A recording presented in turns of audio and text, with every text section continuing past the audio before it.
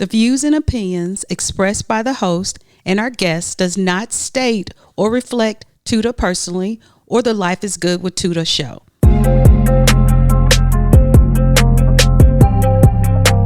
Hello.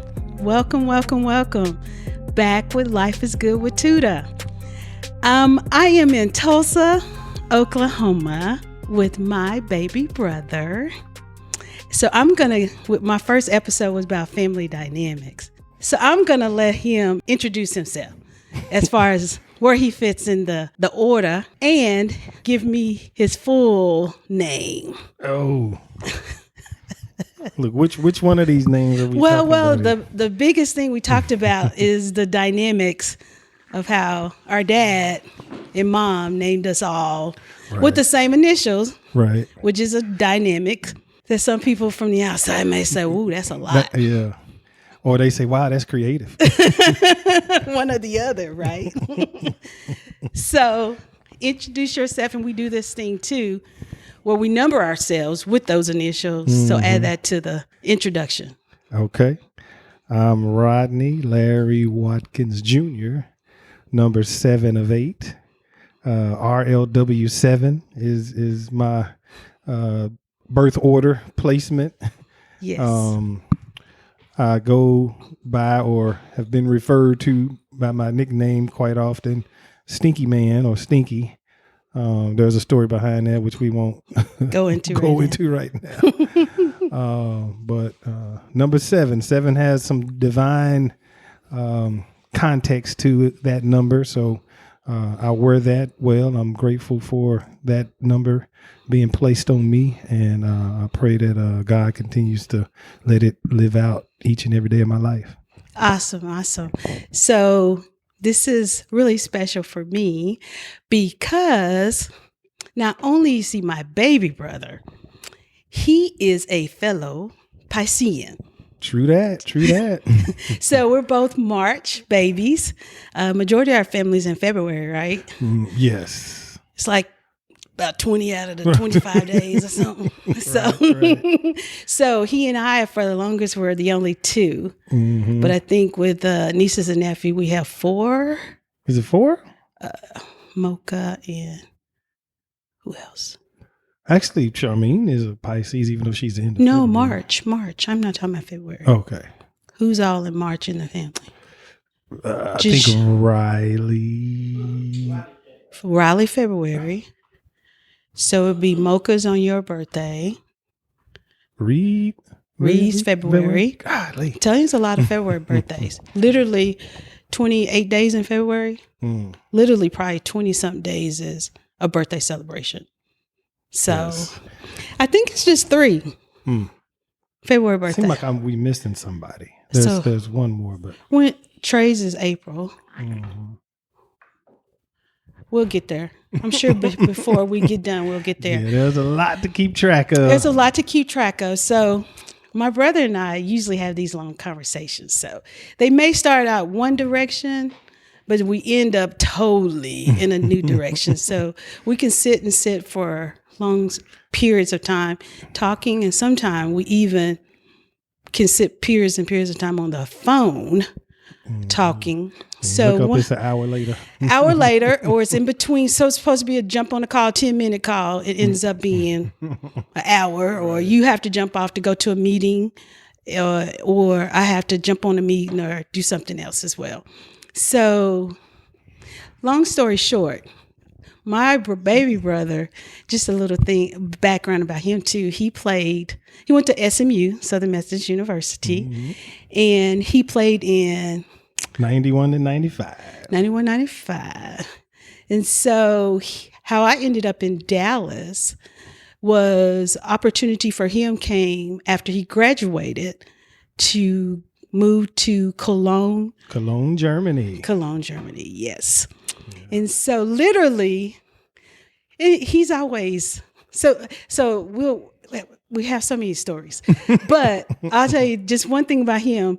Before I got married, this brother felt I need to do online dating. So he actually signed me up for online dating. So that's a whole nother episode, Yeah. but he's the one getting me out of my box, want me to get out the box. So he really, now I don't know if that's because he's baby brother and he has a little bit more, he's more adventurous definitely than I am. But he literally, I was telling his daughter and my niece at brunch today, literally he moved out of his apartment one day. My mom and dad drove me down. We stayed at the apartment. We drove him to the airport. And I'm literally moving into his place. Right. And so we always have these little connections because he kind of kept wanting me to move there. And I finally got a job after moving back home from Syracuse, New York. Stayed with my parents 3.5 years, which I told them literally was a blessing. After being in a household of kids, most of my childhood, after graduating from graduate school, actually got to move back home for 3.5 years and was like an only child with my mom and dad. So it was bittersweet to move, but they did visit me a lot. The first couple of years were pretty rough, but my brother, he let me sublet his place. I took over his lease. And he went to Cologne. Worked out perfectly. Worked out perfectly. I told him, my mom kept saying, when you going to move back home? When you going to move back home? I said, 5 years in. She said, you're never moving back home, huh? I was like, we'll see. We'll see. And 30 years later. Yeah, it never worked out. So one thing me and my brothers over the years, we have these deep conversations. And he said something to me when I took over my new position. And we started talking about emotional intelligence. And it was such a deep conversation that I thought, oh, we need to talk about this. And so tell me, how did you come about discovering? That was the first time I heard of it. I hear it more. I think that was over about 5 or 6 years ago. Yeah, it's been a while. It's been a while. Yeah. He started sending me literature. I hear it a lot in the workplace now. But 5, 6 years ago, when you start telling me about it and start to me sharing literature that you had read, I think you were going to school.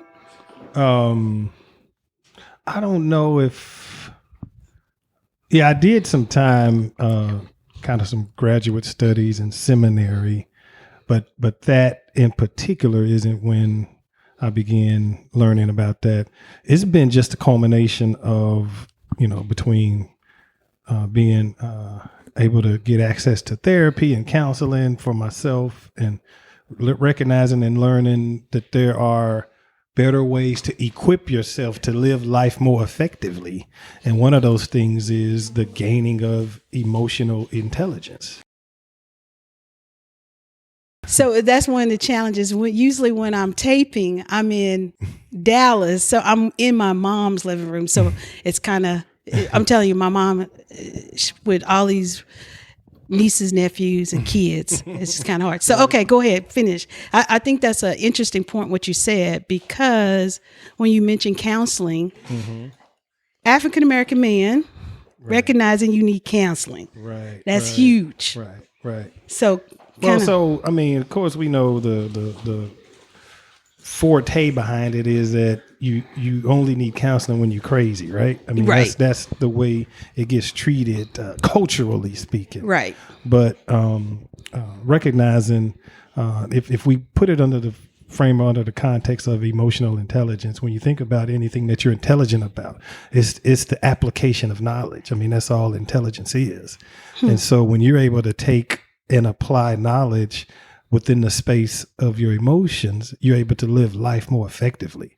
And I think culturally we miss that, and it might be a whole lot of reasons behind that. But in this day and age, with so much attention being given to mental health and the issues around that, and recognizing it for what it is, and not just labeling that somebody is weird or crazy because they might have some mentally challenging issues that they're wrestling with.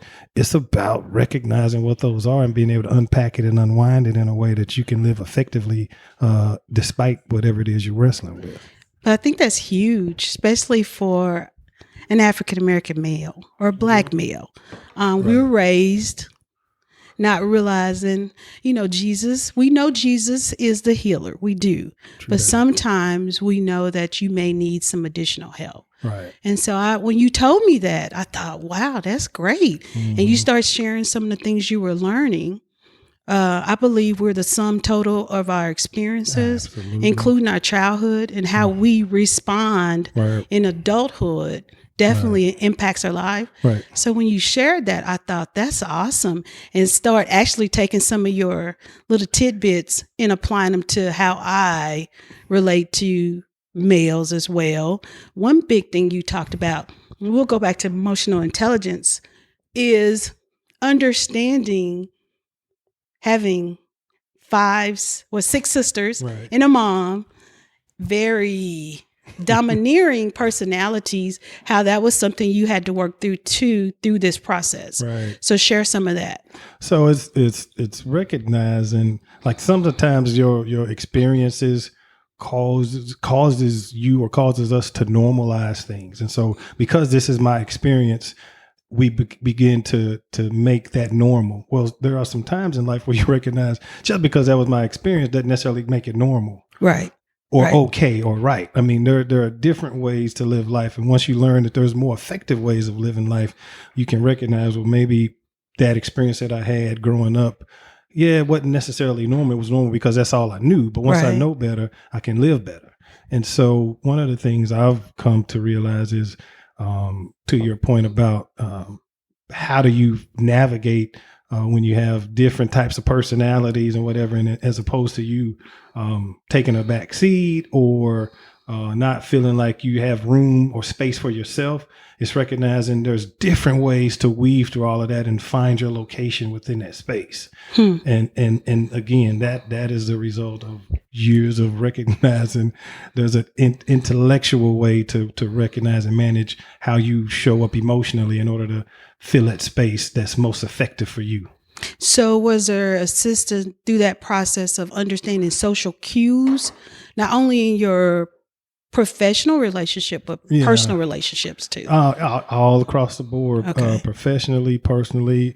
I mean, it has direct application, and ultimately, I mean, it's so broad when you get to thinking about it, because part of emotional intelligence is recognizing that just because something is different doesn't make it right or wrong. Yeah, because it's different than what our experience is. Right. And we've had those long conversations, Yes. especially with both of us being married. Right. And so, So, you helped me a lot, yes, definitely. just because it's different, but it comes down to, because if we see it as different or wrong, then we treat it with such, so we give it a different kind of energy. Right. When we denote something in a negative space. Right. Versus, well, it's different. I can be open to embracing the fact that it's different and not wrong. Well, there's a different kind of energy you bring to it when you recognize it's just different And not wrong. Right. And so that's huge in relationships. Yeah, absolutely. And particularly for yourself, when you're leading people and different people show up with different ways of living life and they process things differently. I mean, the intelligence you have to recognize these differences don't make anything right or wrong. It's just a different way. So where a person processes information and how they respond in order to even be an effective employee, you got to be able to recognize what those differences are, from personality traits. I'm a big student of the DISC profile. Which you've been pushing that out there for me to get done. Yeah. And the DISC profile, it basically narrows personality traits down to 4 different kind of quadrants. You got the D for domineering. I is kind of your influencer. S is going to be one that's really systematized, and C is going to be a person that's real compliant. And so within those spheres, we all have one that's a dominant trait, and then we might bleed over into some of the other spaces. But once you know that this is the way a person is wired and this is how they think and how they, rationally work through showing up, then you can recognize how to effectively engage in order to get the best out of them. Yeah. I always say that you and our brother represent the best part of our dad. Right. And so doing the work, I think was something that both you guys have done. And I think that is really, really important to do the work. Yes. Because a lot of people, that's where it's missing as far as wanting to do the work and being consistent. Yeah. Yeah. Because it may not change overnight. Right. Right. Absolutely. Yeah, absolutely. It's part of the journey. Mm-hmm. You know what I mean? The life journey. And again, it's just like anything else in life. If I want to go and figure out how to fix my car, I can't fix it without the right tools. Right. And so once I got the tools, I can use those tools to effectively, fix whatever the problem is. Right. You know what I mean? Once I identify that there's a problem, then I can get the tools to fix the problem. And then I'm able to drive the vehicle, which in this case, metaphorically, the vehicle of life, more effectively to the destination that I'm trying to get to. Vehicle of life. That's a good word right there. Vehicle of life. Yes. Go and write that down. Vehicle of life. Let me write that down. So one thing I've been on to you and your wife, who hopefully one day will join Life is Good with Tuda, is that I wanted you guys to share with the world all of the lessons you've learned as a couple too. And I've been pushing you guys to do that. So where are you guys on that? Hey, whenever you invite us, we'll come. No. No. I want you guys to definitely invite you, definitely. But I'm going to stay on you still doing that. Sure. Definitely. Sure. We'll continue. Do guys I know work. you're busy. And so the thing about you guys, you stay busy too, between your children and all the great things you're doing with people. Right. So that's something I think that is such a gift that you guys have with people. Mm-hmm. So tell me something else about the emotional intelligence that I might have missed. Well, really the whole thing that I think a lot of people miss when it comes to living life effectively and applying or living in emotional intelligence is recognizing that there is a space that you can reach for or aspire to in order to live life more effectively versus staying where I'm at and feeling like you've already arrived. I think if you approach life recognizing there's always a greater, better thing that I'm reaching for day in and day out, and I'm going to continually reach for it, whatever that is, right, to live life more effectively, because who I am as Rodney, the 20-year-old, is going to be a lot different than who I am, Rodney, the 40-year-old, and going to be different than who I end up being, Rodney, the 60-year-old. And so I got to continually evolve. Part of living life effectively is recognizing there's an evolution to your process. And we are all, like you said earlier, a culmination of our lived experiences, but that means we're multi-layered. We got different dimensions to who we are. And so when you learn all that about yourself, then you can live more effectively as you show up in whatever space you're positioned in, and be the most and best and highest expression of yourself that you can live more effectively around the people that you're called to serve. Let the church say amen. Amen. So how can we get more of our people to understand the importance of seeking assistance when we need counseling or some type of therapy? Yeah. If you figure that one out, you got the cure to cancer. $1 million question. Right. Yeah, right. yeah. I think that what really drove it for me, and again, everybody's journey is exactly that. It's their own. And so whatever drives a person towards reaching for something better, like for me, I was like, I know there's a better way to do this. You know what I mean? And once I had a hunger to learn and figure it out, I mean, I'll touch on one thing you mentioned earlier. Historically speaking, and some of it is culturally driven, like our solution to everything is go to God and pray about it and leave it there. As a person of faith, yes, that's true. But then the other component that I've learned is while I'm there praying, there are tools and information that help me along the way. So it's a both and kind of deal. Not only am I on my knees, but then God has called us and he's put out here in this world the information, but it's up to us to go get it. And so with the combination of staying in faith, but then also trusting that God has put the information through, whether it's professionals or in this day and age, whether it's a podcast or listening to a show or absorbing information from people that are speaking into the exact thing that you're working through, you just absorb all of that and apply it to your life. And so if you get to a point to where you recognize I'm continually evolving, I'm always in search for and continually to strive and gain and grab a hold of what I can, I'm going to continue to live more effectively. Okay. So my husband's on the engineer. Our producer armed us with the information we were and the equipment we were needing to come to Tulsa. So I'm trying to make sure we're where we're needing to be, honey. Okay.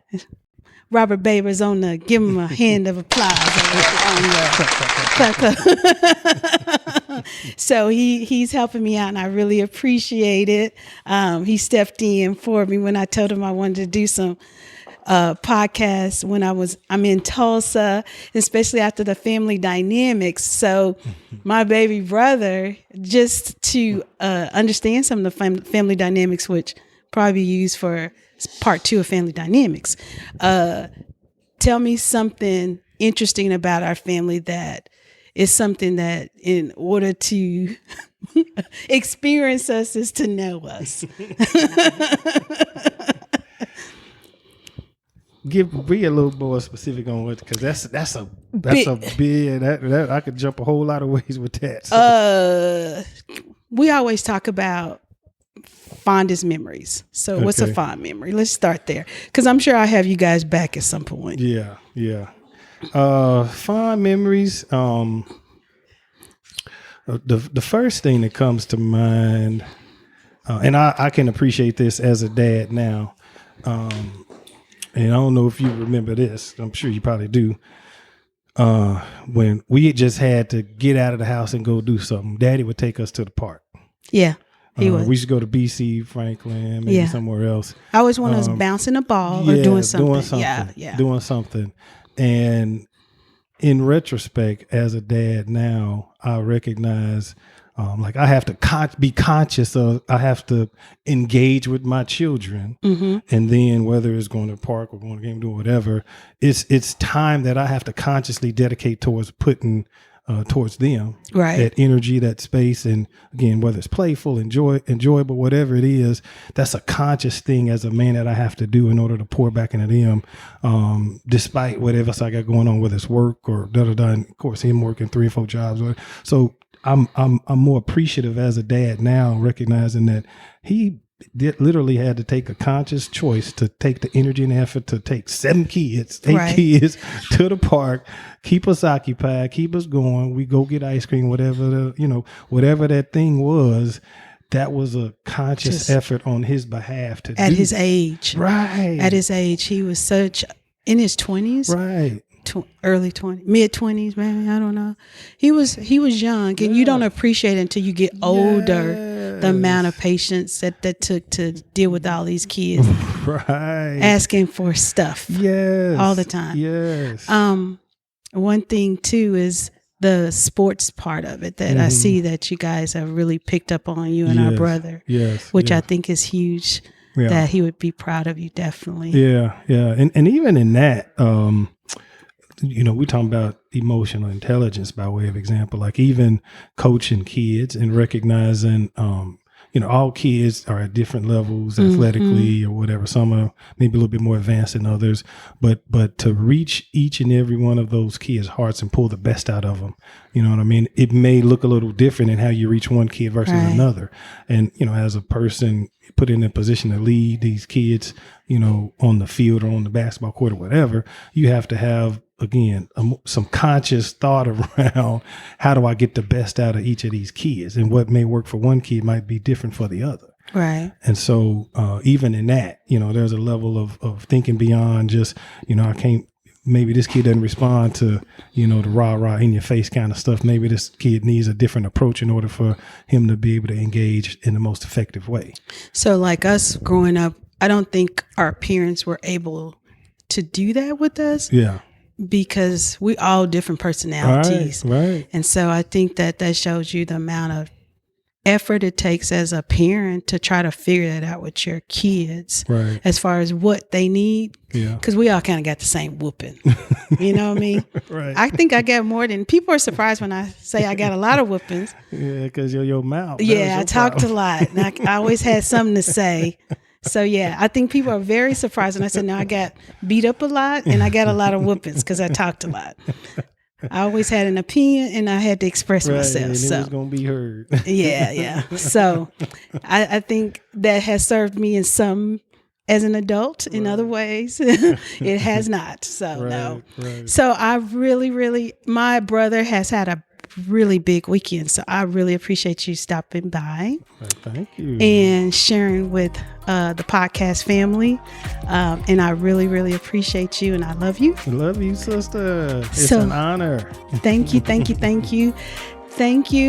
Life is good with Tuda. See you next time. Bye. Bye.